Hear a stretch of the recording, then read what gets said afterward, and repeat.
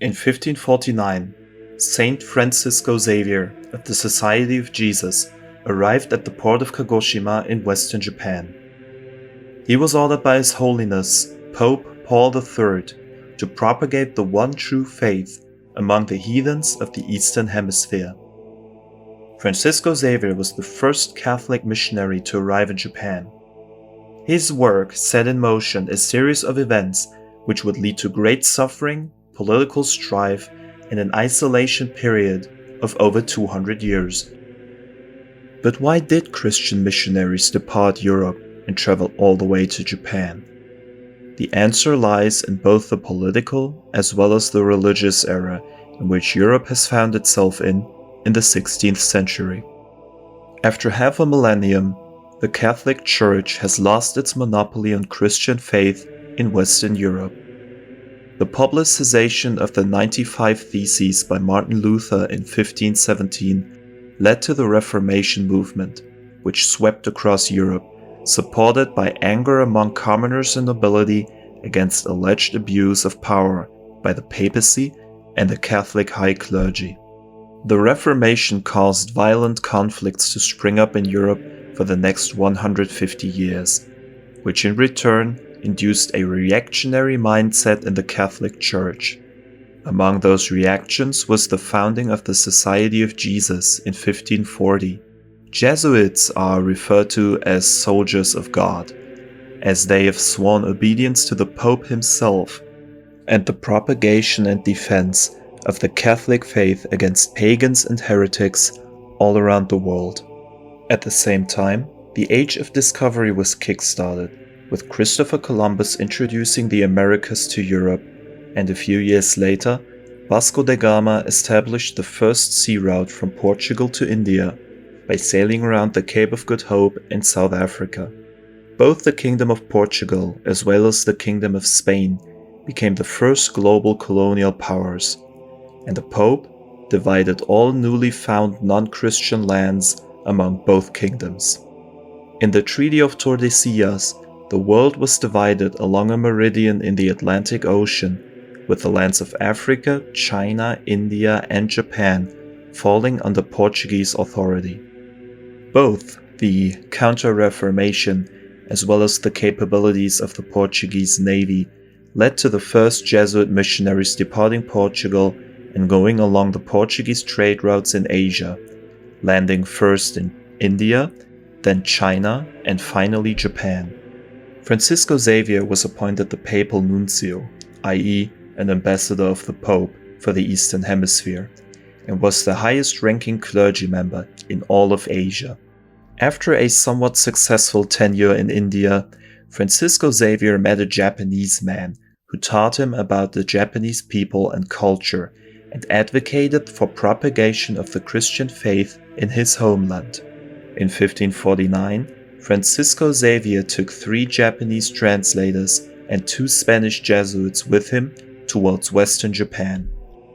In order to understand the religious status quo the incoming missionaries faced on the Japanese archipelago, it is worthwhile to look at the religious history of Japan until the arrival of the missionaries in 1549.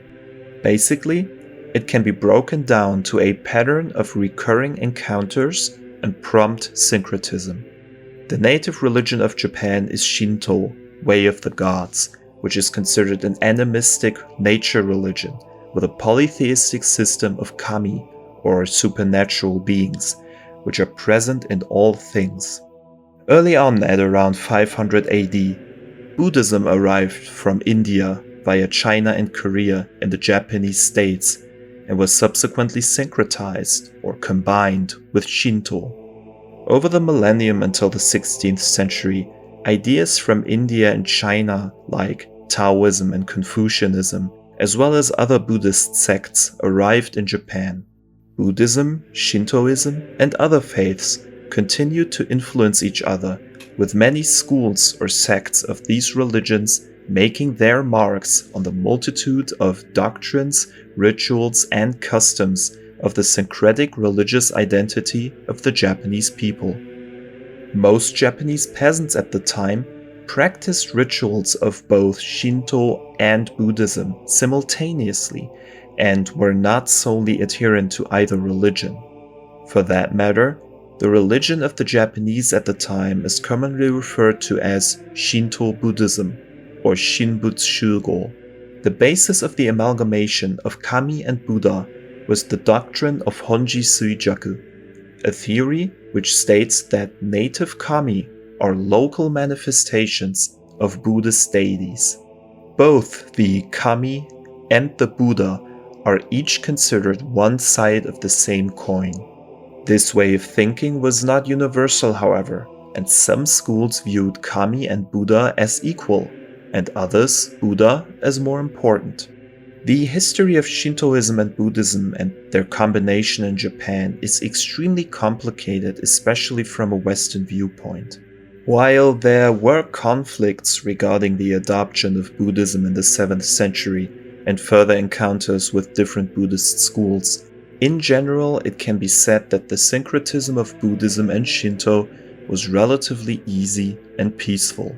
The reason for that lies in the fact that both religions are polytheistic and do not outright deny the existence of other deities or outlaw the practice of the other faith. This amalgamation was only possible because of the mutual tolerance of native and foreign polytheistic faiths in Eastern Asia.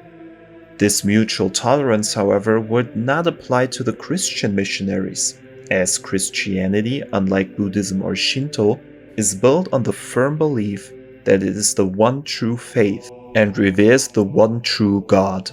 Praying to other gods or symbols is considered a sin under the second commandment.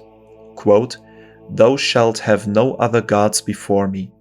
Thou shalt not make unto thee any graven image." So, with the arrival of Christianity, Japan witnesses for the first time an encounter with a foreign religion that is entirely opposed to any religion already found in Japan. One thing was sure, the Christianization of Japan would be no small feat, and conflicts would surely arise from every side once the missionaries began their propagation efforts. The arrival of the first missionaries in 1549 marks the beginning of the so-called Kirishitan century, the Japanese pronunciation of the Portuguese word cristão, or Christian. Francisco Xavier's propagation strategy in Japan was, unlike in India, started from the top. He immediately tried to gain an audience with the shogun and the emperor as an ambassador and used the chance to convert both to Christianity. He hoped for a swift conversion of the elite and believed the peasants and lower classes would soon follow the example of their lords. He would learn quickly, however, that he arrived at a time, later referred to as Sengoku period, during which the influence of the shogun and the emperor on the domains was negligible, and he thus aborted his efforts of conversion in the capital Kyoto and returned to Western Japan. There, he held debates on theology with Buddhist priests who were curious about the cosmology and philosophy of the Christian faith. Francisco Xavier and his entourage faced many problems when trying to convert the Japanese populace. One of the main problems lied in how to accurately translate the catechism from Latin and Portuguese into Japanese. The Japanese language at the time simply lacked words that could be used to translate even basic terms such as God. The Japanese translators made use of whatever language they could find, which is why they adopted mainly Buddhist terminology.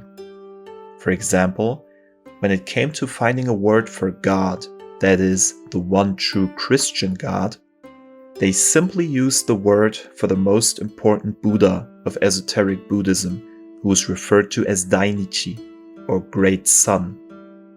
This led to a misunderstanding among Japanese people that the Christian missionaries were in fact propagating another Buddha instead of a strictly monotheistic God. When the missionaries found out about this misconception, they promptly introduced the Portuguese word Deus for God. These linguistic problems were exacerbated by fundamental differences in religious thinking. As noted earlier, Japanese Shinto Buddhists were tolerant towards new faiths. However, this tolerance does not reach to the extent of denying one's own religion. Christianity was consistently negative towards Buddhism, which missionaries viewed a diabolical worship introduced by the devil himself. The enforcement of the second commandment also meant that newly converted Japanese Christians had to destroy their Buddhist family altars, which they used to pray to their ancestors. Ancestor worship was a central aspect of Shinto and even of Japanese culture to this day. The belief that ancestors exist in a spiritual world and watch over the currently living members of the family and are to be revered, prayed to, and presented offerings lest they become aggressive spirits, is probably as old as Japanese history itself. Even individuals open to Christianity will have strong objections to doing anything that could anger the spirits of their ancestors, like destroying family altars. Another aspect of Christianity, which clashed with ancestral worship, was the thought that pagans could not enter heaven and would remain in hell for eternity and could not be saved as they are not baptized. This was a notion that presented an overwhelming existential crisis for Japanese Christians. In the more individualistic Europe, the nuclear family was important. However, ancestors whom living members had never met or heard about, like great-grandparents, were usually not of much importance. For the Japanese, however, the extended family, which includes any ancestors no matter how long ago they lived, was considered holy and divine. The Bible and the missionaries offered no basis for comfort or hope for the deceased, non-baptized members of the extended family. The theological vacuum regarding the ancestors was accentuated by the missionary demand for ritual purity on the part of Japanese converts. The first generation of Christians in Japan was under a great deal of pressure to comply with the iconoclastic policy of the missionaries. As they had to destroy family altars and shrines, they angered not only their ancestral spirits, but also any living non-Christian family members. Despite these fundamental differences, Francisco Xavier was rather optimistic. He would write to the Roman Curia after a year in Japan, quote, "The people whom we have met so far are the best who have as yet been discovered, and it seems to me that we shall never find among heathens another race to equal the Japanese. They are a people of very good manners, good in general and not malicious." While the conversion attempts at the emperor and shogun were abandoned, the top-down strategy was continued in Western Japan with great success. Francisco Xavier, however, would not live to see the fruits of his labor, as he departed back to India after spending a little over 2 years in Japan, and died in China shortly after. He was succeeded by a Spanish Jesuit who accompanied him, Cosme de Torres. Torres would spend 19 years, from 1551 to 1570, as the highest-ranking clergy member in Japan, and would oversee the conversion of thousands. In 1563, Omura Sumitada was the first daimyo, or lord of a feudal domain, to be baptized. In 1564, Takayama Ukon followed, and in 1578, the powerful daimyo of Bungo, Otomo Sorin, was baptized. The top-down strategy seemed to be working. In 1559, the number of Christians was estimated at around 6,000, and 10 years later, they numbered around 20,000. In 1579, 30 years after Francisco Xavier's arrival, the number stood at around 130,000. Most of these were concentrated in Western Japan, where mass conversions took place. After a daimyo converted, most retainers, family members, and subjects living in the fiefs converted along with their lord. In a wave of zealousness among fresh converts, Buddhist monks in Christian domains were urged to convert as well, with those refusing banished, and Buddhist temples destroyed. By 1579, Japan was the jewel among propagation in Asia, and the highest-ranking Jesuit in charge of the East, the Italian Alessandro Valignano, took steps to expand missionary activities and cement Catholicism in Japan even further. Valignano had an extremely, for the time, progressive approach when addressing Japanese culture. Many Jesuits, or any European in the region for that matter, viewed Japanese customs and traditions as somewhat barbaric and inferior, and encouraged Japanese Christians to adopt Portuguese customs. Valignano, however, suggested a different approach. While he maintained the top-down approach of his predecessors, he encouraged quantity over quality in terms of conversion, meaning he wanted to baptize and convert on paper as many people as possible, even if most of them had an imperfect understanding of Christianity and did not thoroughly exercise strict iconoclasm. He suggested this approach in order to accommodate the more tolerant Japanese culture. Showing respect to the local customs was a centerpiece of his instructions, and local missionaries were urged to learn the Japanese language and adopt their customs. Valignano envisioned a system of evangelism in which Christian culture was to be placed on top of Japanese culture without destroying it.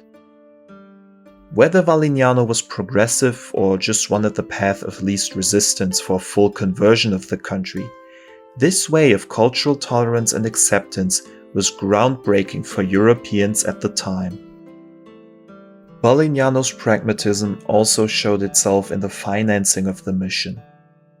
As the number of Jesuits, churches, and lay clergy exploded in the 1570s, financial upkeep became difficult. The Nagasaki port was given to the missionaries after the baptism of Otomo Sorin, and the Jesuits, who were supposed to be mendicant and adhere to vows of poverty, engaged in the silver silk trade between China and Japan, and soon gained a de facto monopoly over goods from the Portuguese trade routes entering Japan. Nagasaki soon became the Christian capital of Japan, with almost all inhabitants being Christians, and dozens of churches in the vicinity.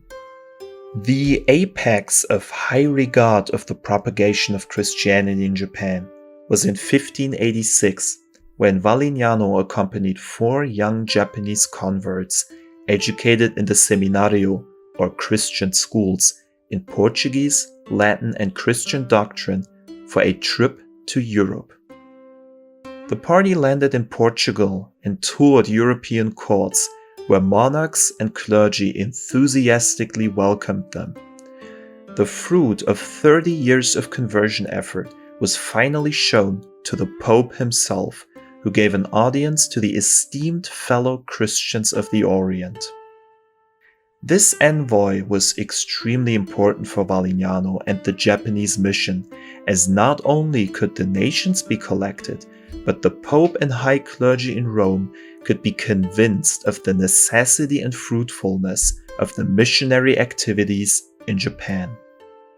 This was indubitably the high point of Japanese Christianity and missionary work, arguably to this day. However, when the envoy was returning towards Japan and made rest in India, they learned that Toyotomi Hideyoshi has finally unified Japan in 1587 and promptly issued an order to expel all foreign missionaries. The tide was turning, and Japan had become a newly unified country under one ruler, who previously has shown a favorable attitude towards Christianity, but now seems to have changed his policy.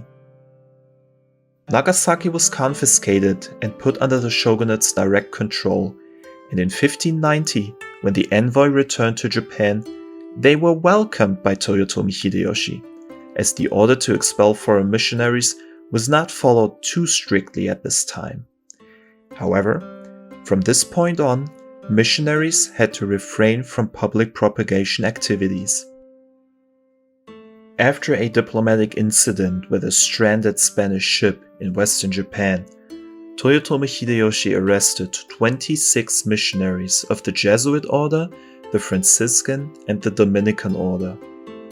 The 26 were tortured and crucified in 1597 in Nagasaki in an incident that would be known as the martyrdom of the 26 Japanese saints. These were the first public cases of martyrdom of Japanese Christians at the hand of the shogunate. Only 1 year later, Toyotomi Hideyoshi passed away, and a succession struggle broke out.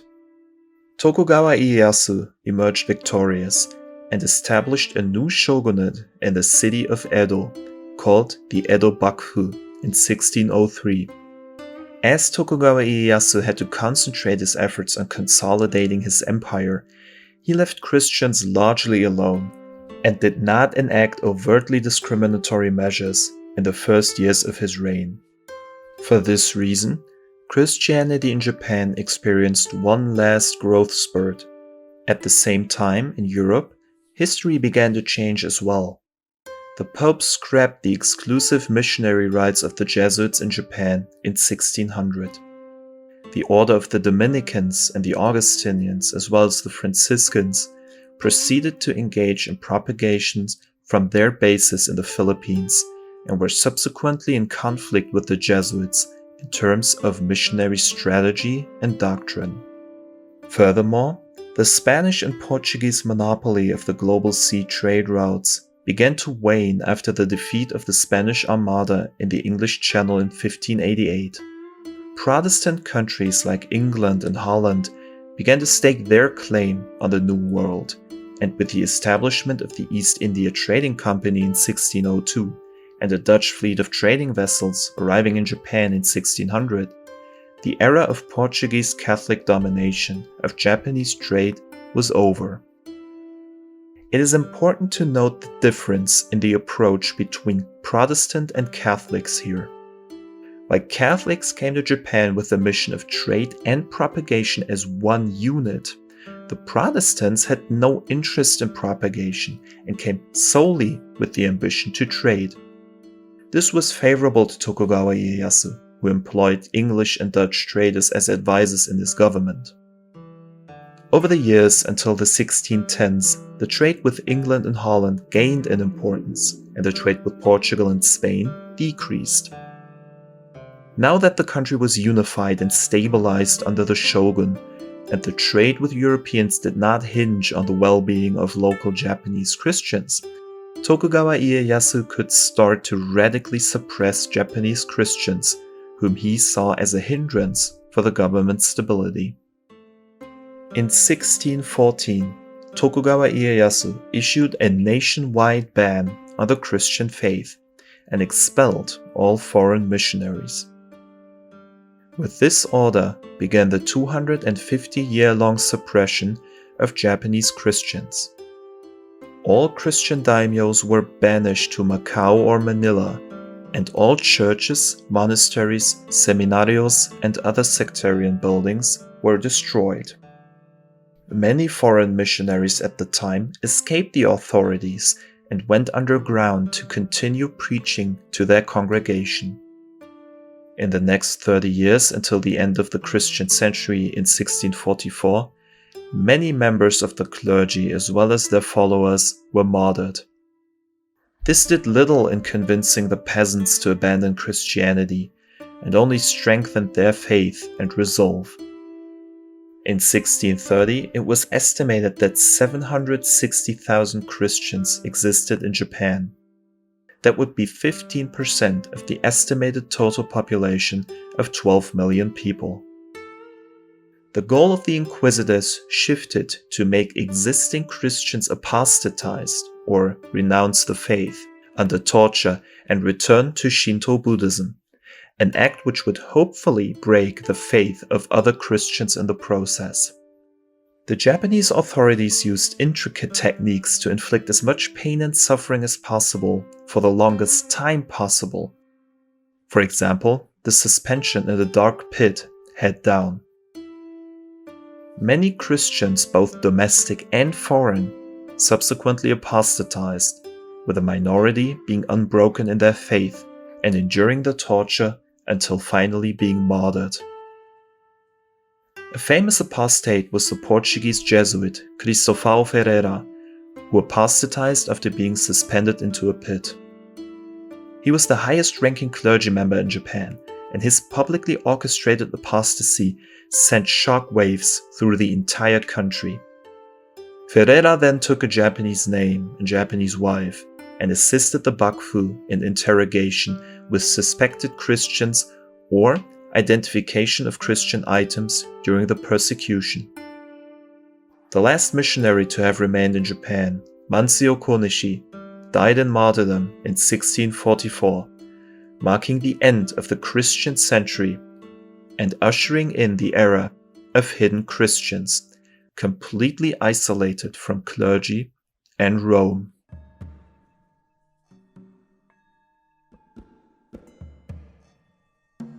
In 1637, the largest civil conflict during the Edo period occurred, when the predominantly Christian population of Shimabara domain in Kyushu rebelled against their non-Christian daimyo. The rebellion, though initially successful, was promptly suppressed by the shogunate, and approximately 30,000 rebels were executed. While the Shimabara rebellion was caused by high taxation and had no sectarian motivation, it cemented a fear among the ruling class in Edo that Christians are a latent factor of destabilization. Portuguese traders who were suspected of having aided the rebels were expelled from Japan. In 1641, the famous policy of sakoku, or isolation, was enacted when foreign trade was restricted to the Dutch and Chinese at Dejima. The policy of complete isolation was enacted mainly because of the high degree of influence Christianity gained in merely 1 century. The Tokugawa shogunate sought to retain power by isolating the country so that no foreign missionaries could ever arrive again, and at the same time enacted policies to uproot the native Christian population who were practicing their faith hidden entirely from the outside.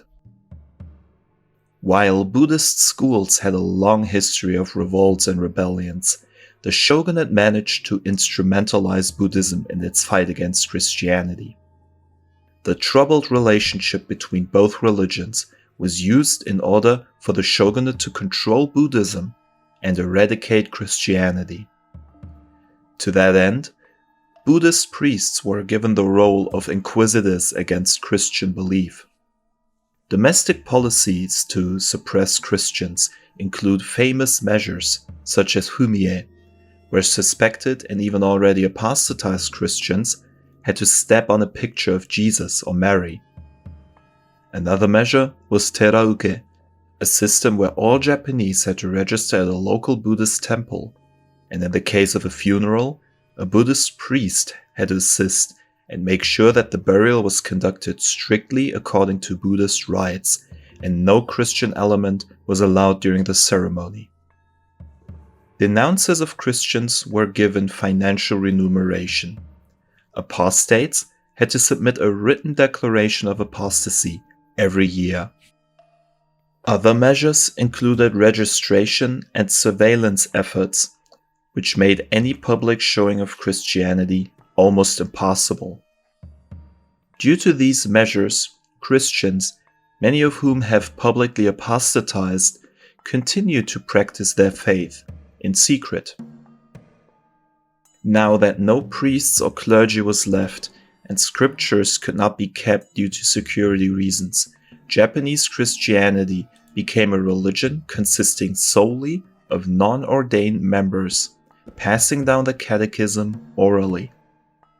This would inevitably lead to a schism between Catholicism in Europe and Japanese Christianity.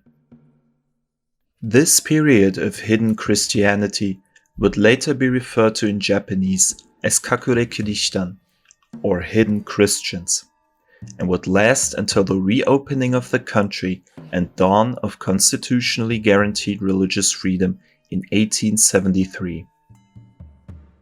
Due to the secret nature of the religion, most of what we know about the customs, doctrines, and practices of these Kakure Kirishitan comes either from the last missionaries who have witnessed its beginning, or from the last Kakure Kirishitan emerging from secrecy in 1873.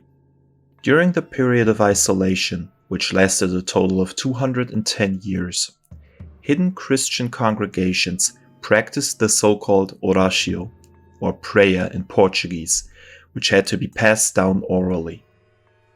When Christians were stepping on pictures of Jesus or submitting written declarations of apostasy, they would silently recite the oratio to ask for forgiveness for their sins. Because of the frequent committing of grave sins like apostasy, the Kakure Kirishitan moved away from the strict father figure of the Christian God who harshly punished humans for their sins, and instead focused their faith on the Holy Mother Mary, who was seen as a motherly figure who would forgive even grave sins. As pictures depicting Mary would inevitably lead to persecution, many Kirishitan opted for Buddhist symbols like the image of Kannon, a woman holding a child. Over the generations of Kakure Kirishitan, as could be expected, the faith increasingly drifted away from Orthodox Christianity in Europe, and instead included more and more syncretic adaptations to indigenous Japanese beliefs. Examples for syncretism include the notion of kegare, or pollution, which stems from Shinto. Christian lay priests had to stay pure and clean both literally and figuratively. To that end, they had to enter the bath before conducting underground mass, and their clothes had to be washed separately from those of other family members.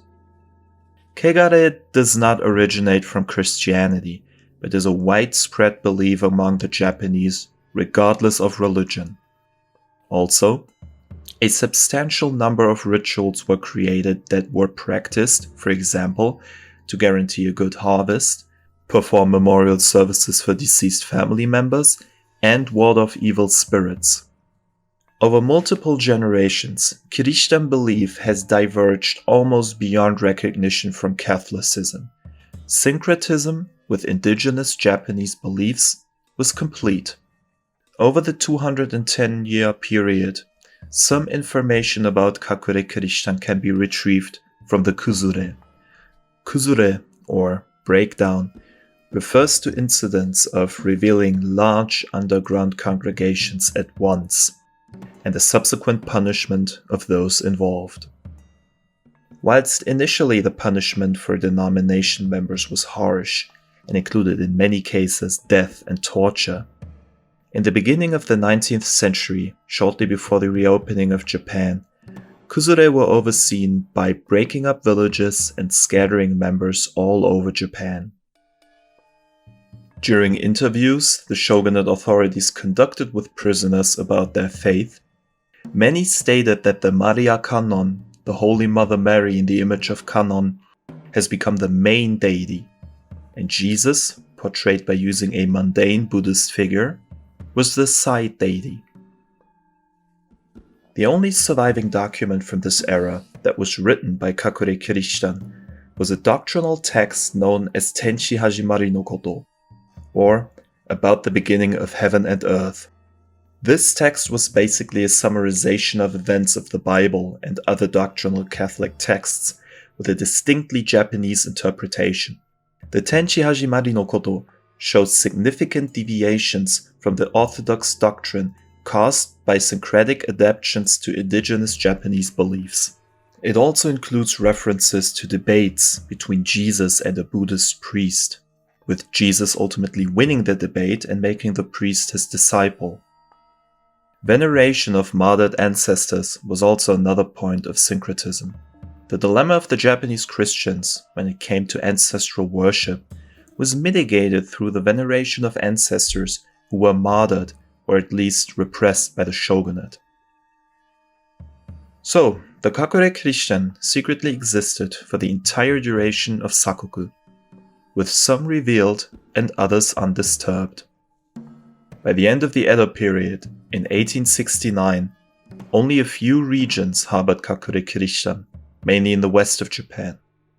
And in the early 19th century, Kuzure became less frequent, and caught Kirishitan usually were not executed or tortured, but rather deported domestically.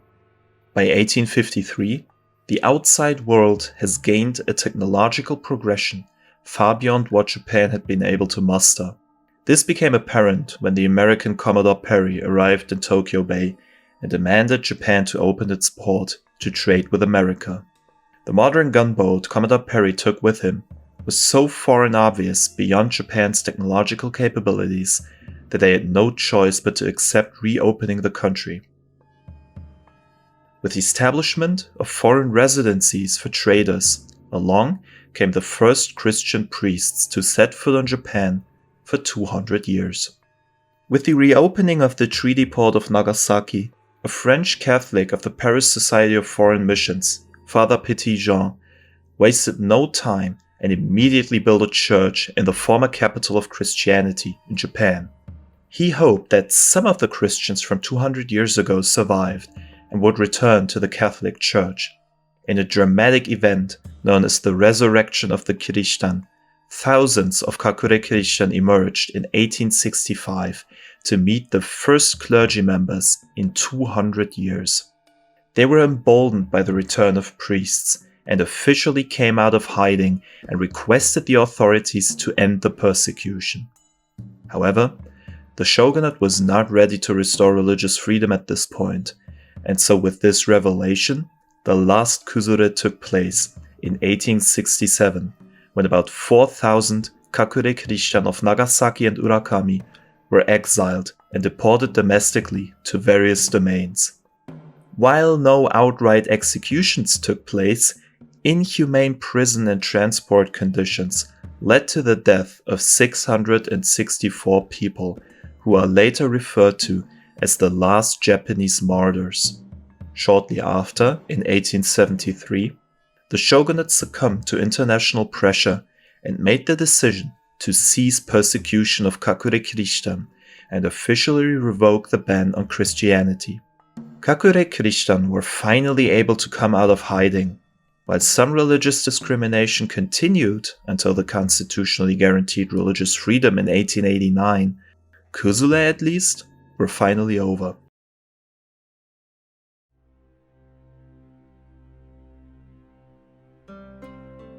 Japan was changing drastically in the 19th century, and religion was to be no exception. Shortly after the Meiji Restoration, the 1870s were a period of rapid modernization and westernization in technology, politics, culture, and economy. Great political leaders of the era recognized the urgent need to adopt Western values in politics in order to strengthen Japan as a nation against the colonial policies of the great powers to the west. While most political leaders at the time sought to retain certain core values of being Japanese amid this process of radical modernization, some turned to Christianity as one of the aspects of Western countries that supposedly made them powerful. Some were exposed to Christianity during overseas studying trips and came back to Japan as baptized Christians of any denomination. Others were converted by the revamping missionary efforts, this time not only Catholic but also Protestant ones. One thing was to be sure though, the era of Christians hiding in the shadows was over. Japanese Christians were eager to play their part in this exciting new dawn of the Empire of Japan. In the 1890s, Japan has already modernized a great deal and subsequently turned its eyes overseas. The ultimate aspect of Western strength was the possession of colonies, and the Japanese government was keen on joining this club of powerful nations. Accompanying this expansionist doctrine was a nationalist sentiment which spread throughout the working, middle, and upper class like a wildfire.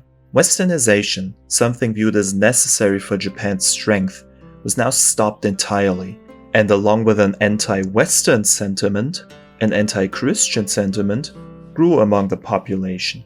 The dilemma of the Japanese Christians, which was previously limited to individual or familial concern, was now a national concern. The emperor was a divine being who is descended from ancient Japanese kami. All major Christian denominations at the time did not recognize the divinity of the emperor. Japanese Christians, many of whom shared the nationalistic spirit of their non-Christian countrymen, were faced with a dilemma: break the second commandment and acknowledge the emperor as a divine being, or refrain and risk being labeled as disloyal or even anti-Japanese.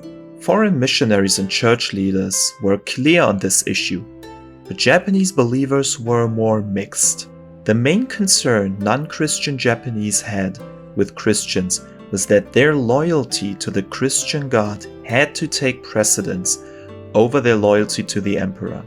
This would be the dawn of the almost 100-year-long effort of Japanese Christians to convince non-Christian Japanese that their loyalty is equal. Japanese Christians, when faced with these issues directly, would simply ignore them in most cases. If the government mandated certain rituals or ceremonies in reverence of the emperor or the country itself, most Japanese Christians would oblige in participation. They would, however, maintain that these rituals are not worshipping, but instead acts of patriotism or loyalty. This issue was evident when Uchimura Kanzo, a Christian teacher at an elite high school, did not bow deeply before the imperial rescript of education, which bore the signature of the emperor, but instead just bowed his head. This was viewed as an act of lèse-majesté, and Uchimura later declared he was willing to bow out of respect, but not worship. In the ensuing debate, Japanese Protestant leaders objected strongly to the idea that Christianity is incompatible with loyalty to the emperor. There were many such conflicts during the 1890s, and Christians constantly had to defend themselves and their loyalty. With the beginning of the First Sino-Japanese War in 1894, there was finally a chance for Japanese Christians to prove their loyalty, and they certainly did not hesitate to do so. Protestants in particular organized various activities to support the war effort and were vocal in their own religious justification of Japan's expansionism as God's will. Catholics, on the other hand, were more secluded in their public activities, because Catholic leadership was still mainly comprised of foreigners. During the final years of the Meiji era, many Protestant Christians began to split off from foreign missionaries and founded native Japanese Christian Protestant denominations. These Protestants in particular sought to be a spiritual and moral force guiding the Japanese people, while at the same time fully embracing the nationalist sentiment of the time.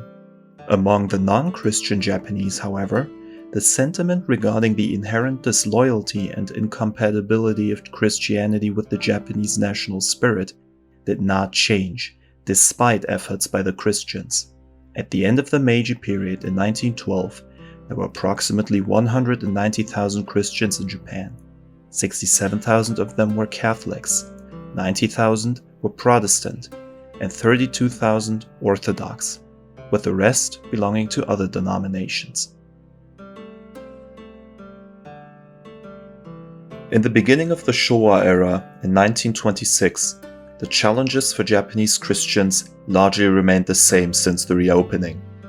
They needed to convince non-Christian Japanese that they could be as loyal to the country as them, and that Christianity was not inherently opposed to reverence of the emperor.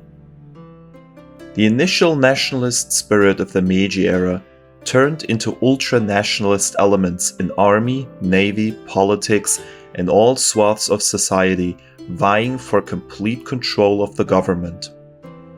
A central idea of Japanese ultranationalism is the government's control and regulation of every aspect of the lives of citizens. Since the Meiji era, officials in the Ministry of Education have drawn up several policies to instill nationalist thought into school curricula and public education. The central conflict that existed in the wake of Japanese ultranationalism consisted of Japanese Christians trying to merge adherence to their faith with compliance and endorsement of any and all nationalistic policies of the Japanese right wing. Needless to say, such a merger was almost never possible without one side, Christian doctrine or nationalist agenda, having the back down. Christians of all denominations during this time strived for independence from the West and advocated for self-determination. In Protestant faiths, this was successful, with major denominations being entirely independent from the West.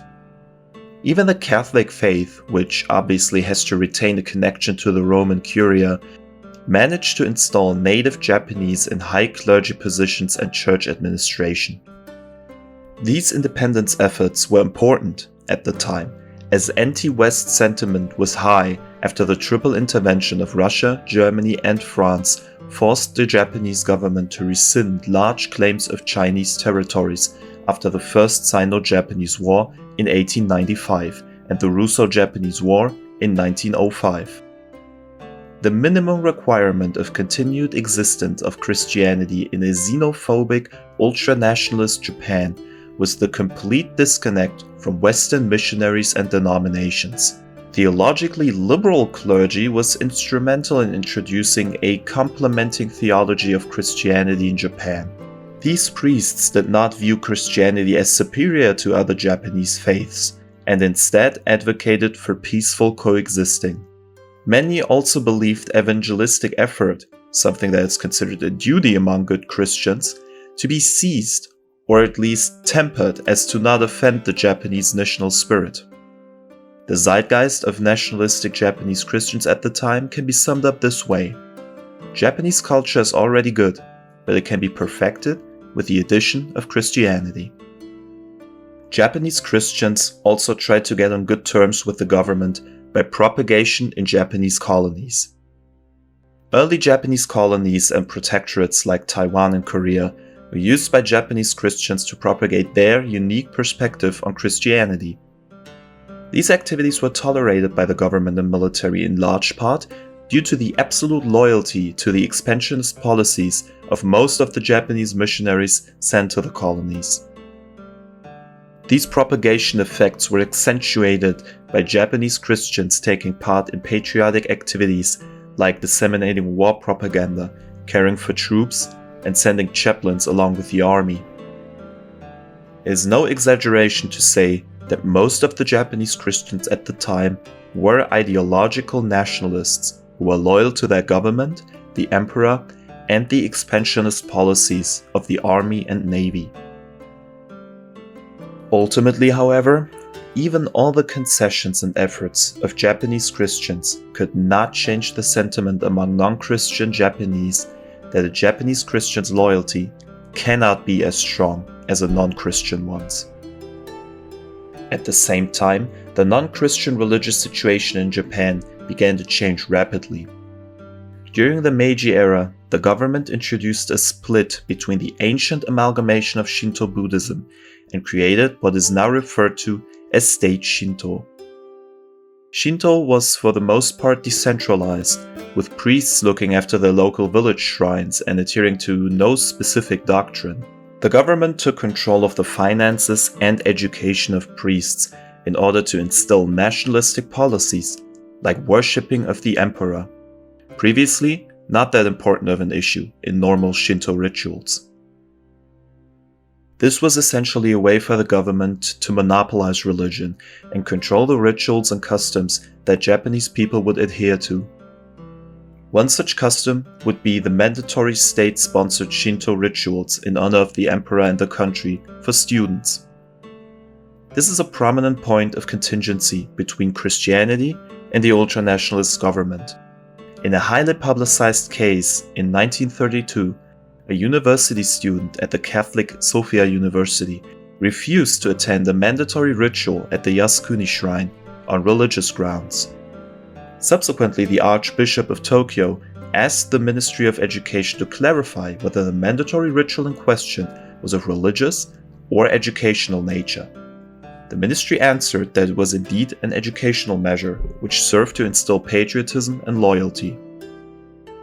Well, you may think right now that the ministry simply denied the obvious religious nature of the ritual in order to not cause a conflict.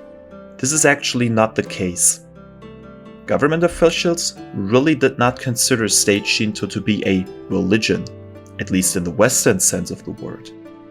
This is again a good example of the basic difference in thought between the concept of what a religion actually is for Japanese people and Westerners.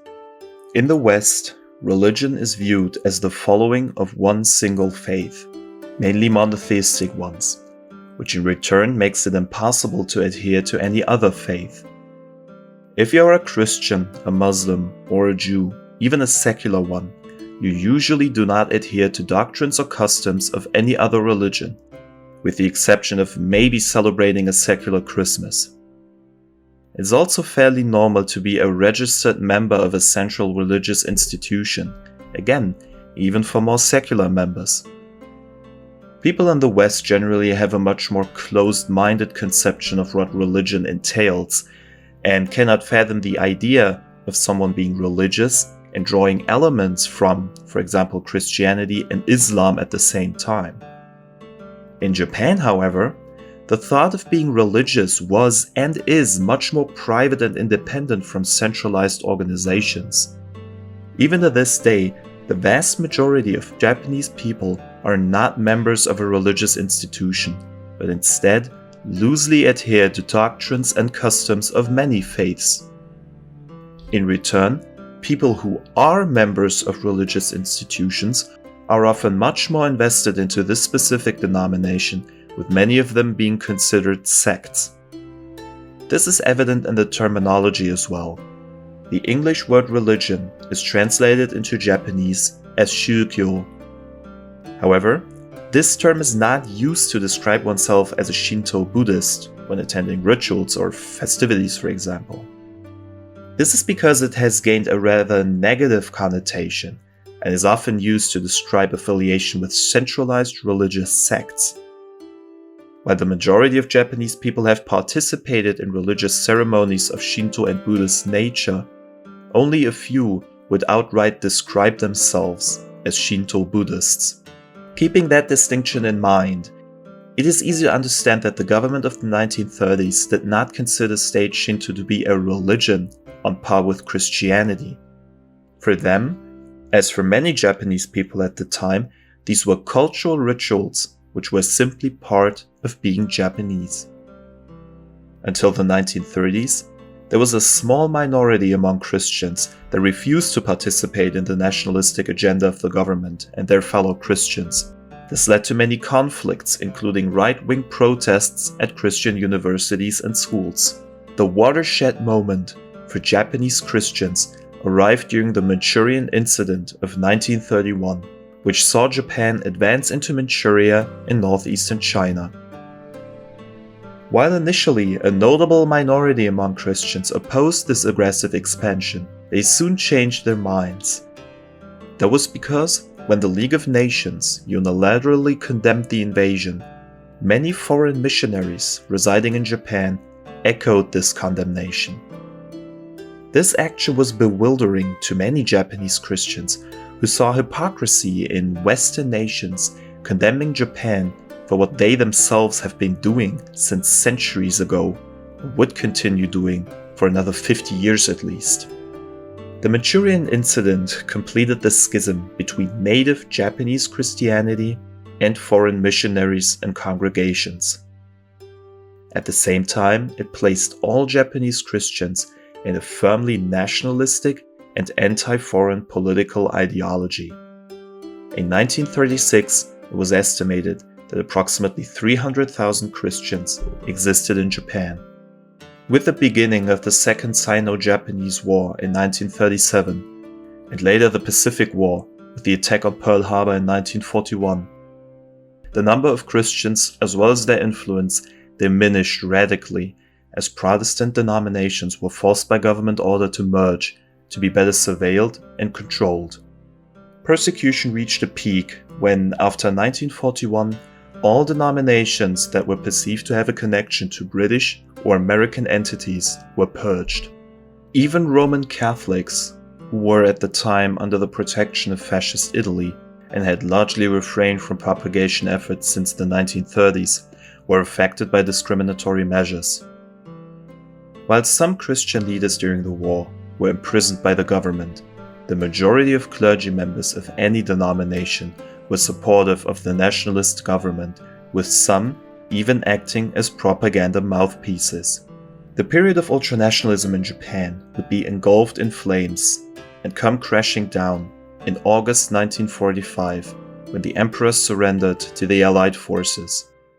The previous challenges of Japanese Christians would become void, as loyalty to the state and emperor would never again be required for existence, and the new constitution of 1946 guarantees religious freedom as well as the abolishment of state Shinto and a strict separation of religion and state.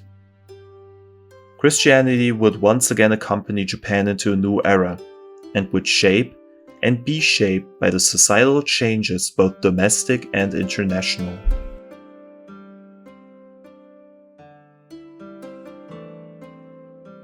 After the surrender, Japan was in shambles, both literally and figuratively. Industrial capacity and cities were completely destroyed, and the starvation the Japanese civilian population had to endure for 2 years was at a peak after the surrender.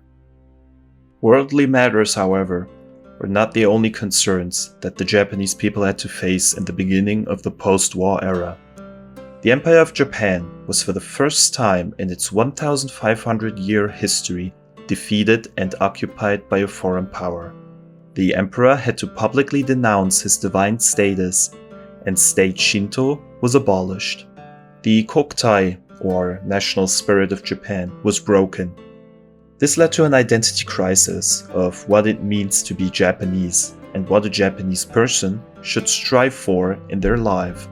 The new constitution included complete religious freedom and a strict separation of religion and state. Previously forcibly amalgamated Protestant churches split into theologically different denominations once again. However, the disconnect of all Christian denominations from their foreign counterparts during World War II was not to be reversed, and the notion of independence of Japanese Christianity from the West would continue after the war. The Governor General of Japan, Douglas MacArthur, identified a spiritual vacuum in Japan after the abolishment of state Shinto, and encouraged missionary work to resume. Thousands of missionaries arrived, and churches engaged in distributing food and shelter to civilians. After the occupation ended in the 1950s, Japan experienced a period of rapid economic growth, which would last for 4 decades and would transform Japanese national ideology from ultranationalism to materialistic capitalism. Economic growth and power on the world stage became the new Japanese pride, and giving up one's life for the emperor on the battlefield was replaced with giving up one's life in the office for a good career and a high standard of living. This was accompanied by secularization, which spread in the 1950s and 60s as urbanization and capitalism flourished. Religion was reduced to a private matter again, and with a few customs and rituals of Shinto and Buddhism usually conducted at family occasions. Christianity experienced only a slow growth rate during this time. Individuals who were searching for a more spiritual lifestyle were increasingly turning to new religions, which sprang up as modern interpretation of Buddhist or Shinto schools. Shortly after the beginning of the Allied occupation of Japan, many politicians of the ultranationalist camp were purged and banned from participating in the first post-war elections. Among the remaining conservative and centrist politicians who were not purged, a disproportionate number was Christian. The first general election under the new constitution in 1947 was won by the Socialist Party, with the Christian Katayama Tetsu to become prime minister. As a socialist, he was against the rearmament of Japan and wanted to conduct a completely non-militaristic foreign policy and domestic policy concentrated on economic and social issues. Katayama, along with any Christian politician in Japan to this day, did not make his religion a focal point of his public life. Indeed, a disproportionate number of high-level politicians in Japan are Christians. Prominent post-war Prime Minister Shigeru Yoshida was a Catholic, as well as his grandson, Taro Aso, who was Prime Minister from 2008 to 2009. In an equivalent manner, post-war Prime Minister Ichiro Hatoyama and his grandson, Yukio Hatoyama, Prime Minister from 2009 to 2010. The above-mentioned politicians are both of socialist and conservative parties. It is evident that high-ranking politicians in Japan, Christian or not, usually do not talk about their personal religious practices. When in 1950, the rearmament was resumed with the establishment of the Japanese self-defense forces, Christians were in general opposed. In 1951, the Christian Peace Association was formed. In their manifest, a notable admission of guilt for actions and inactions taken by Christians during World War II was included.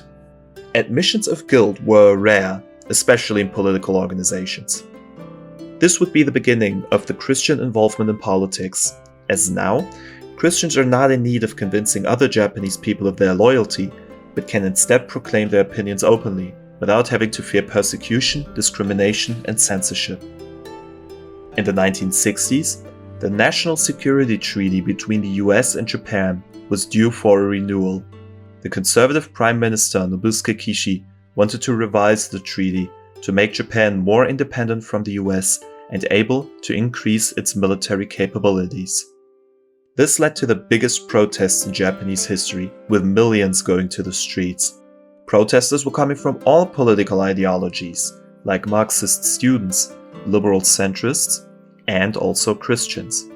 Many Christian organizations opposed the treaty and took part in the protests. Students and faculty members of International Christian University issued a statement condemning the treaty revision. However, there was a notable contingent of conservative Christians who argued that individual piety is more important than involvement in politics, and thus did not welcome the participation in protests on non-religious issues.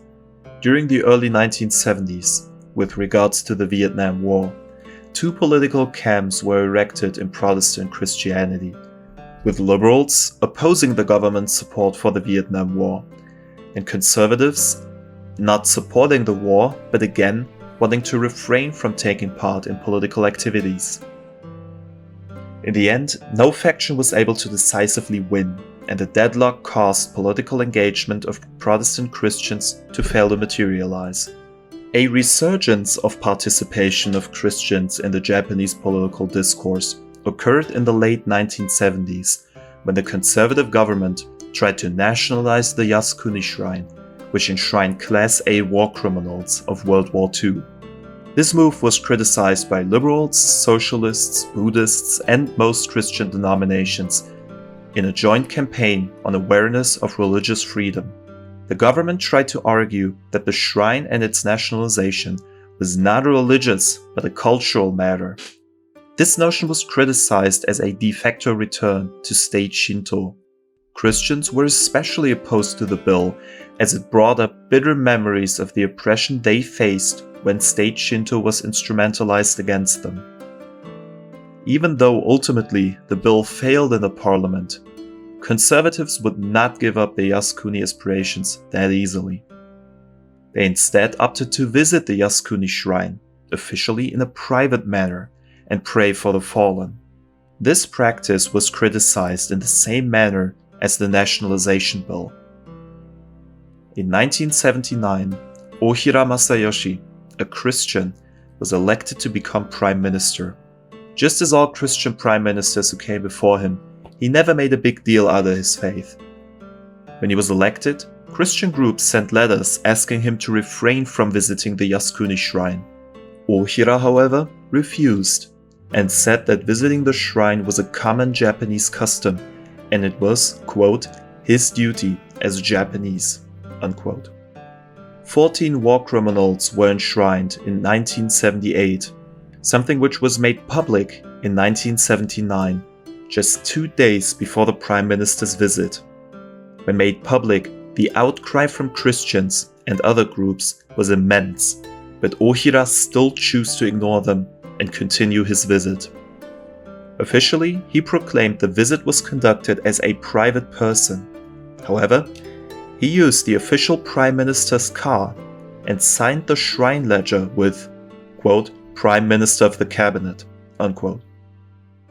The united Christian criticism of the shrine visit can be attributed to the fact that this political issue was religious in nature and had historical significance for Japanese Christians, unlike other political issues of the past like the Vietnam War or the Security Treaty. The structure of political incursions of Christians would follow this pattern to this day. Political issues at large are ignored, except in the case of religious freedom or the government's actions regarding Shinto. Today, approximately 1 to 2% of the Japanese populace consider themselves Christian. Conversion numbers and propagation efforts are stagnating. The mass conversions of villages and entire provinces in the 17th century are not feasible in today's Japan. The appeal of religions in general for the majority of Japanese people is not comparable to that of the American people, for example. A liberal and agnostic view of spirituality is present in today's Japan, with people picking things they like out of every religion available. One example of that are 2 Christian holidays which are widely celebrated in Japan, albeit in a completely secular manner. Christmas Eve is celebrated with a significant other or with friends during a party, with cake and Kentucky Fried Chicken.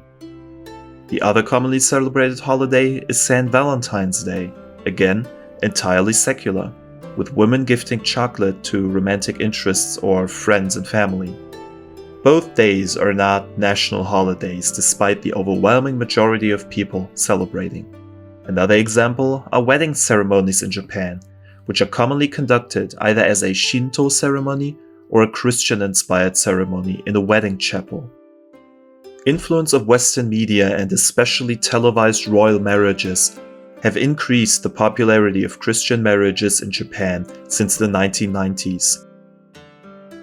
Most of these ceremonies are secular, and the corresponding priest is not necessarily an ordained member of any church.